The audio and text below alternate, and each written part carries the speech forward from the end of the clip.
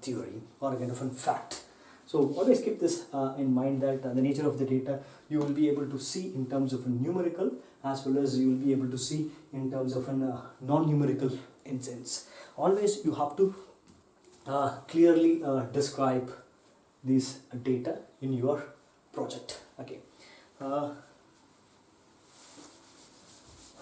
second, after trying to collect all this numerical as well as the non-numerical data, you will be able to establish the link. Establish the link between data, information. Now, what is information? Information is about whatever the data you have, the data should give certain meaning.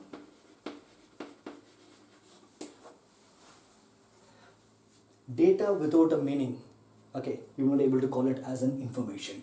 So where this meaning comes from?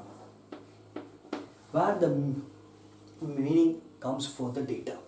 The meaning comes for the data through the theory you have. Okay, whatever the data you try to collect it, you should see how this data is relevant in explaining the theory. As I said previously, how the data or how the fact is helpful to explain the concept. For instance, I am going to explain this in terms of an example. For instance, everybody knows that measurements of length. There are two ways through which you will be able to measure a length. One is the direct. It's a basic example which you can derive through an NCERT book. One is direct, another one is an indirect method. Okay, in the direct method you will be able to have several set of methods you have. One is the meter scale, and then vernier, and then spirometers. But these all are kind of direct methods. You have a scale and you start kind of measuring the things. But you want to kind of look into the indirect method of measuring. For instance, I want to know the distance between Earth and the Jupiter.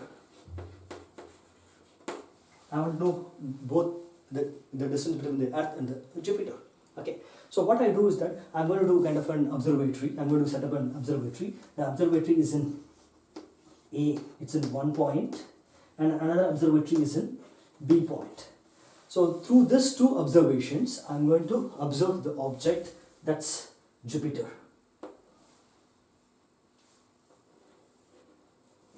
Okay. So what I do is here is that I'm trying to observe an object from the position of an A to the object here, and then I'm going to observe this object from the B point of view. So I mark it as O, as S, and connecting it as B.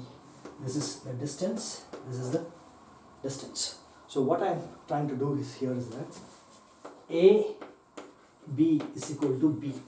So both this distance AB is equal to B distance, and from here I'm trying to look at that the object of S.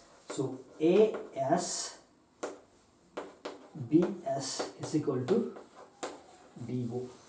So I am able to look at that angular point. From here I am calculating the exact distance between the two given objects.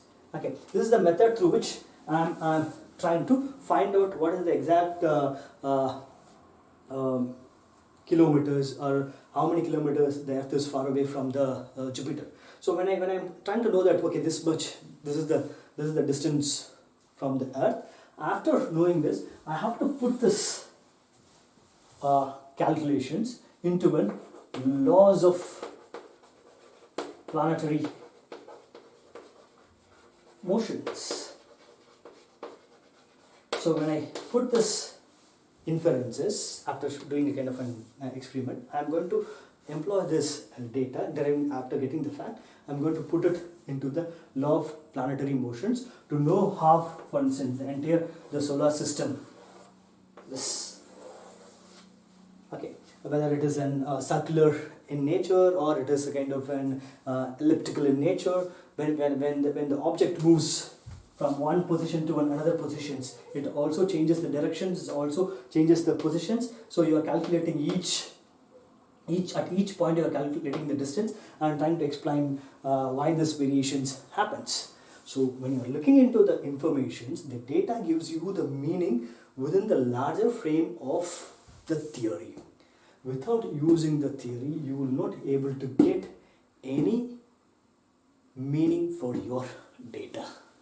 Okay, so when you go to the field, what you are supposed to look at it. When you go to the field, you have to think how certain data, whatever the data you are collecting, how these data will be helpful for my study or for my experiment or for my technology development. Whether is it really helpful, or is the data is really helpful to explain a particular concept or not. So you have to clearly look at this. Okay, suppose if the data couldn't explain any of the concepts which you are trying to use it, that means either the fact is wrong or the concept which you have used in the project is it's misconceived in nature.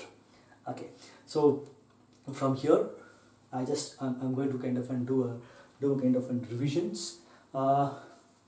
This particular class is to make you to understand the link between the data and the informations. So I started with the very idea of the interconnections between the laboratory as well as the society by giving an example of two examples. One is the pasteurization of France by Bruno Latour's study, and then the recent the recent occurrences of a COVID-19, which is a kind of a disease which is moving from a kind of an epidemic to a fast pandemic in nature.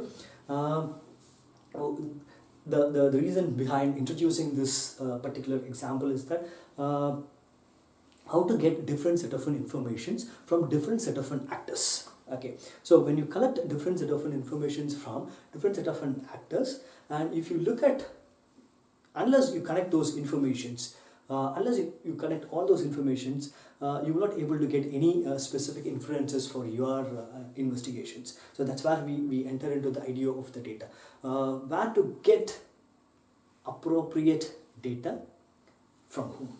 Okay, this is where we slowly started with that idea of what is a laboratory, and then what is the nature of the laboratory, what is the idea behind the laboratory, and how the laboratory, the very idea of the laboratory is linked to the idea of, for instance, experiments rationally or organizing the social field of a science. Okay, that's in the next one. And then the very fundamental objective of the laboratory is to come up with the kind of the scientific work.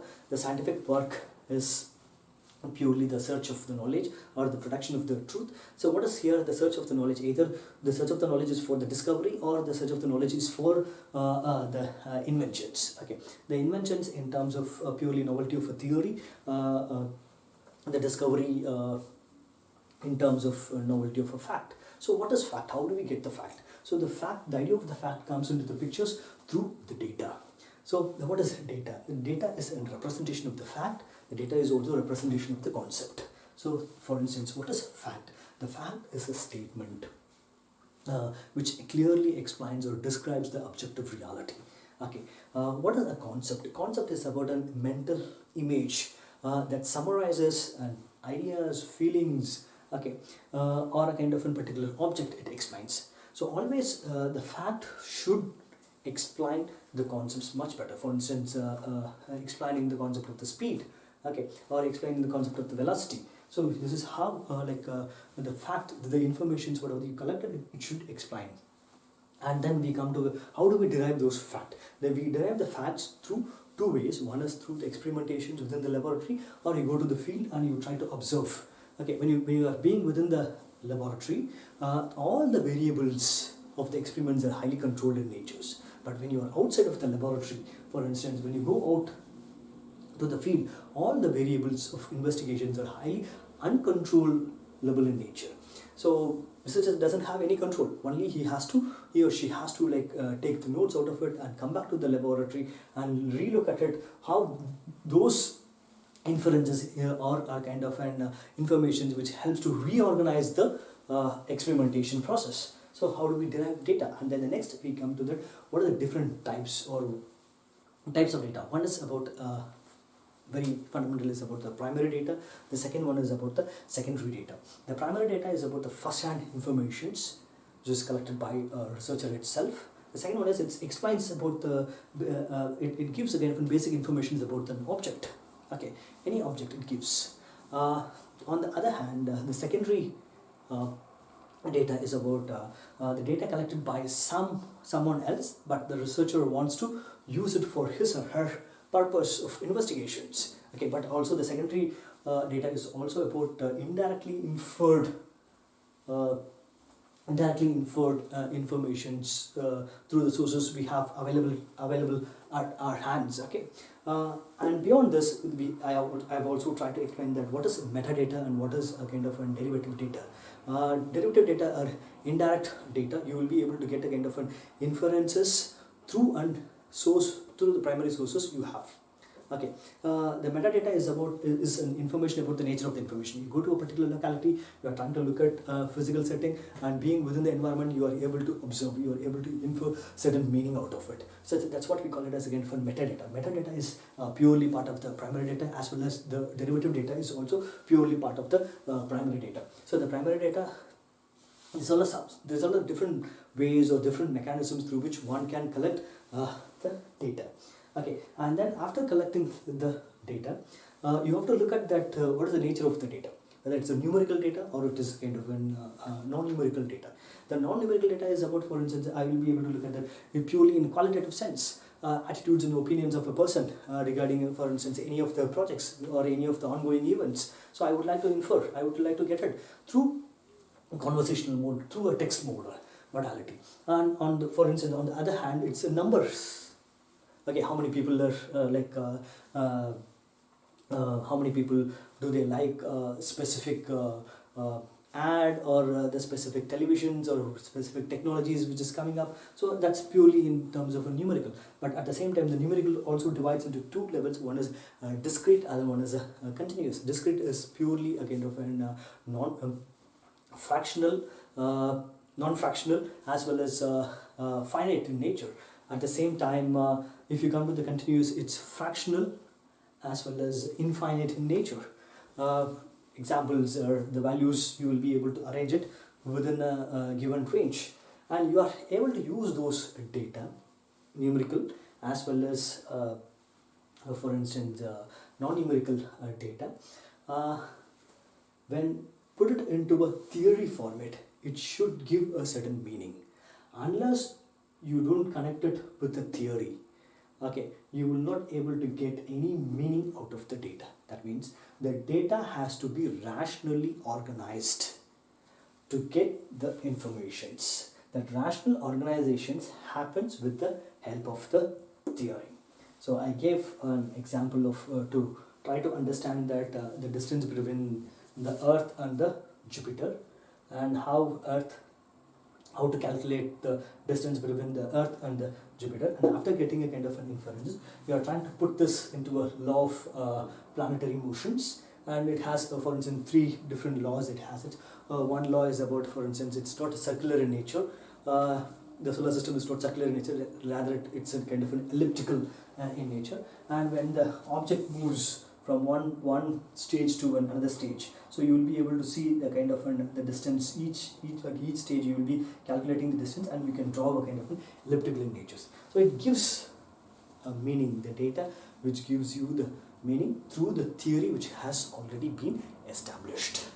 Okay, so I would like to stop at this moment, and then in the next class I'll start with the very idea of what is the information map and then the next one is on the cycle of the informations. From there I'll be moving on to the idea of experiments, how the ideas for, from where the ideas for experiment comes. So what are the difference between the experiment and then observations? I'll be able to explain it in the next class. Okay, thank you.